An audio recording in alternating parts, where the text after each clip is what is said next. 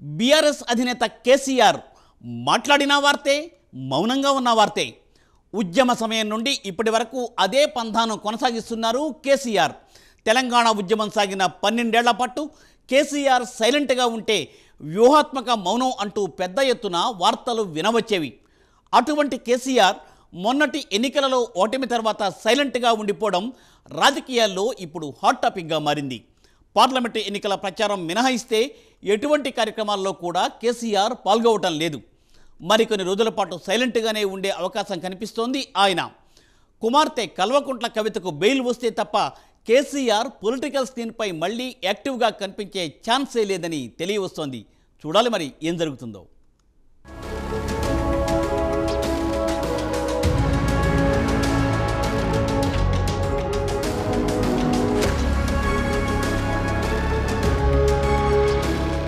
Telangana assembly budget సమావేశాల వేళ ఓ single line డైలాగ్తో తలక్కున మెరిసిన కేసీఆర్ మళ్లీ మీడియా ముందుకు రాలేదు.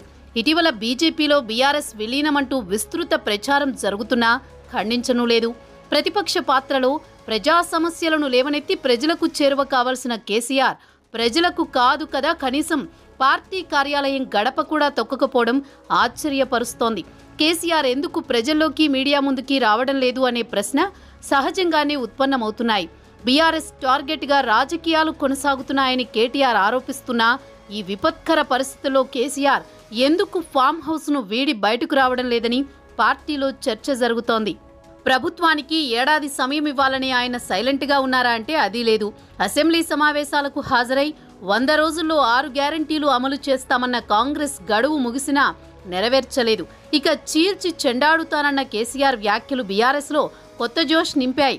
కేసీఆర్ ఏదో మ్యాజిక్ చేస్తారని, అసెంబ్లీలో పంచ్ డైలాగులతో అధికార పక్షాన్ని ఉక్కిరిబిక్కిరి చేస్తారని అనుకుంటే అసెంబ్లీకి ఒక్క రోజే హాజరై ముక్కున వేలేసుకునేలా చేశారు. ప్రస్తుతం బీఆర్ఎస్ రాజకీయం చేసేందుకు స్కోప్ ఉన్నా కేసీఆర్ మాత్రం ఫామ్ హౌస్లోనే ఉంటున్నారు. దీంతో కేసీఆర్ ప్రజల్లోకి, కార్యకర్తల మధ్యలోకి మళ్లీ ఎప్పుడొస్తారని బీఆర్ఎస్ శ్రేణుల్లో చర్చ జరుగుతోంది. ఆయన రాకపై పార్టీ పెద్దలెవరూ స్పష్టమైన ప్రకటన చేయడం లేదు. ఎందుకంటే కేసీఆర్ ఎప్పుడు ఎలాంటి నిర్ణయాలు తీసుకుంటారో వారికి తెలియదు కాబట్టి.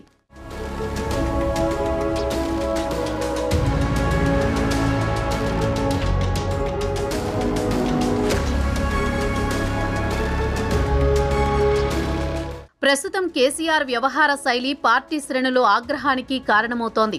ఓటమి తర్వాత పార్టీని బలోపేతం చేసేందుకు కేసీఆర్ ఎలాంటి చర్యలు తీసుకోకపోవడంతో బీఆర్ఎస్ నేతలు, ద్వితీయ శ్రేణి నాయకులు ఒక్కొక్కరుగా బీఆర్ఎస్ను వీడుతున్నారు.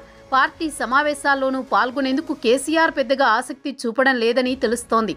ఎవరైనా కేసీఆర్ దగ్గరకు వెళ్లి మాట్లాడితే తప్పితే కేసీఆర్ స్వయంగా నేతలను పిలిపించుకుని సమావేశాలు ఏర్పాటు చేసి పార్టీ బలోపేతానికి తీసుకోవాల్సిన చర్యలపై ఎలాంటి సూచనలు చేయడం లేదని పార్టీ వర్గాలే చెబుతున్నాయి.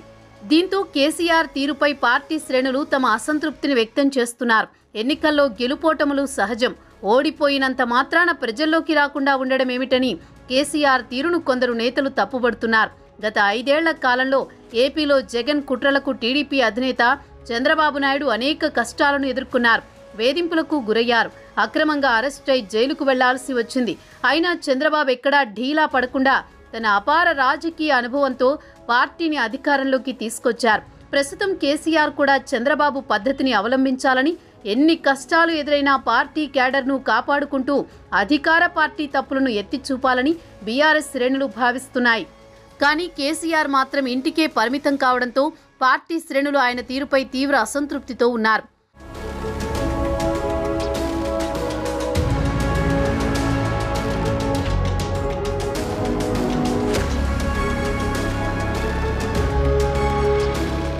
తెలంగాణలో 2 విడతలుగా బీఆర్ఎస్ ప్రభుత్వం అధికారంలో ఉన్నప్పుడు కూడా అవసరం అనుకుంటే తప్ప మీడియా ముందుకొచ్చేందుకు కేసీఆర్ పెద్దగా ఆసక్తి చూపలేదు. అందుకే కేసీఆర్ మీడియా సమావేశాలను ఏర్పాటు చేసినా, బహిరంగ సభలో పాల్గొన్నా ఏదో ప్రత్యేకత ఉంటుందని అందరూ భావిస్తారు. తన అనర్గళమైన ప్రసంగాలతో తెలంగాణ ప్రజలకు ఎంతో చేరువయ్యారు కేసీఆర్. ఇప్పుడు ప్రతిపక్ష పార్టీ నేత హోదాలో గులాబీ పార్టీ అధినేత కేసీఆర్ కొన్ని నెలలుగా సైలెంట్గా ఉంటున్నారు. రాష్ట్రంలో గులాబీ పార్టీ ప్రతిపక్ష పార్టీగా మారిన తర్వాత పార్లమెంట్ ఎన్నికల ప్రచారంలో పాల్గొన్నారు కేసీఆర్.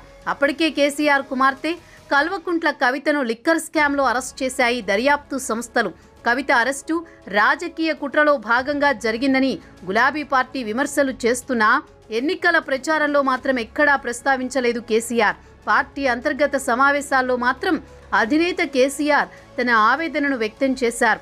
కుమార్తె అరెస్ట్ అయితే ఏ తండ్రికైనా బాధ ఉండదా అంటూ వ్యాఖ్యానించారు.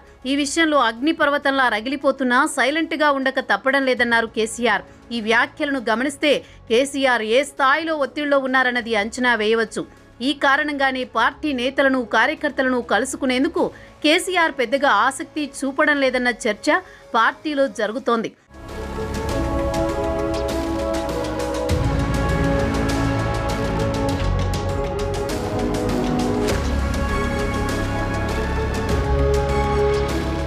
మరోవైపు పార్టీ కార్యక్రమాల నిర్వహణపై గులాబీ నేతలు కసరత్తు చేసి కార్యాచరణను సిద్ధం చేసినా కేసీఆర్ ఆసక్తి చూపడం లేదు. ఈ సమయంలో ఎలాంటి నిర్ణయం తీసుకున్నా తప్పుడు సంకేతాలు వెళ్తాయన్న అభిప్రాయంతో కేసీఆర్ పార్టీ కార్యక్రమాలను కూడా పెద్దగా పట్టించుకోవడం లేదని తెలుస్తోంది. కుమార్తె కవితకు బెయిల్ వచ్చిన తర్వాతే పార్టీ కార్యక్రమాల్లో కేసీఆర్ పాల్గొనే అవకాశమున్నట్టు సమాచారం. బెయిల్ తర్వాతే పార్టీ నేతలకు పూర్తి స్థాయిలో కేసీఆర్ అందుబాటులో ఉండే అవకాశం కనిపిస్తోంది. ఈ కారణంగానే అసెంబ్లీ సమావేశాలకు హాజరయ్యేందుకు కూడా కేసీఆర్ పెద్దగా ఆసక్తి చూపలేదని పార్టీ వర్గాల్లో చర్చ జరుగుతోంది. ఓవైపు అధికార పార్టీ దూకుడుతో వ్యవహరిస్తోంది. సీఎం రేవంత్ రెడ్డి ఆధ్వర్యంలో రాష్ట్రంలో అభివృద్ధి కార్యక్రమాలు వేగంగా అమలవుతున్నాయి. దీంతో బీఆర్ఎస్ తరపున గెలిచిన ఎమ్మెల్యేలు కాంగ్రెస్ పార్టీలో చేరుతున్నారు. ఇప్పటికే 10 మందికి పైగా చేరగా మరికొందరు కాంగ్రెస్లో చేరేందుకు సిద్ధమవుతున్నారు. లిక్కర్ కుంభకోణం కేసులో కవితకు ఇప్పట్లో బెయిలొచ్చే పరిస్థితి కనిపించడం లేదు. కవితకు బెయిలొచ్చే వరకు కేసీఆర్ పార్టీ బలోపేతంపై దృష్టి పెట్టకుంటే కీలక నేతలంతా పార్టీని వీడే అవకాశాలు స్పష్టంగా కనిపిస్తున్నాయి.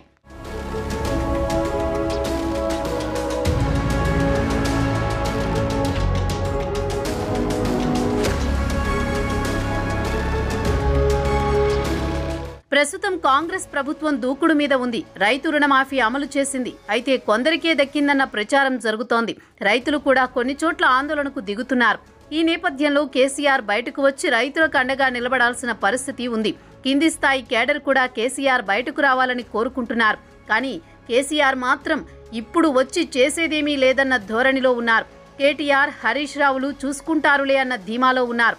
ఆయన వస్తే కొంత ప్రభుత్వానికి చెక్ పెట్టవచ్చన్న భావన కనిపిస్తోంది. నేతలు కూడా అదే కోరుకుంటున్నారు. కానీ కేసీఆర్ మాత్రం బయట కనిపించడానికి ఇష్టపడడం లేదు. మొన్నటి వరకు కాలు బాగాలేక ఆయన విశ్రాంతి తీసుకున్నారని అనుకోవచ్చు. కానీ ఇప్పుడు ఆయన ఆరోగ్యానికి ఢోకా లేదు. కనీసం జిల్లాల పర్యటనలు చేస్తే క్యాడర్లో ధైర్యం వస్తుంది. నూతన నాయకత్వానికి కొత్త చేయూతనిచ్చినట్లవుతుంది. త్వరలో స్థానిక సంస్థల ఎన్నికలు జరగనున్నాయి. ఎన్నికల సమయంలో వస్తే జనం పెద్దగా నమ్మరు. అందుకే ఇప్పుడే కేసీఆర్ తమ ఇలాకాకు వస్తే పార్టీ వైపు ప్రజలు మొగ్గు చూపే అవకాశం ఉందని నేతలు భావిస్తున్నారు. కానీ కేసీఆర్ మాత్రం ఇంటి నుంచి కాలు బయట పెట్టడం లేదు. మరి ఎప్పటికీ కారు పార్టీ తిరిగి బలం పుంజుకుంటుందన్న భావన గులాబీ శ్రేణుల్లో నెలకొని ఉంది. ఇప్పటి నుంచైనా కేసీఆర్ ప్రజల్లోకి వచ్చి బీఆర్ఎస్ శ్రేణుల్లో ధైర్యం నింపకుంటే రాబోయే కాలంలో గ్రామ స్థాయిలో బీఆర్ఎస్ పట్టుకోల్పోవడం ఖాయమన్న వాదన ఆ పార్టీ శ్రేణుల నుంచి వ్యక్తమవుతోంది. మరి కేసీఆర్ ప్రజల్లోకి ఎప్పుడు వస్తారు? పార్టీ శ్రేణులో నూతన ఉత్సాహాన్ని ఎప్పుడు నింపుతారో చూడాలి.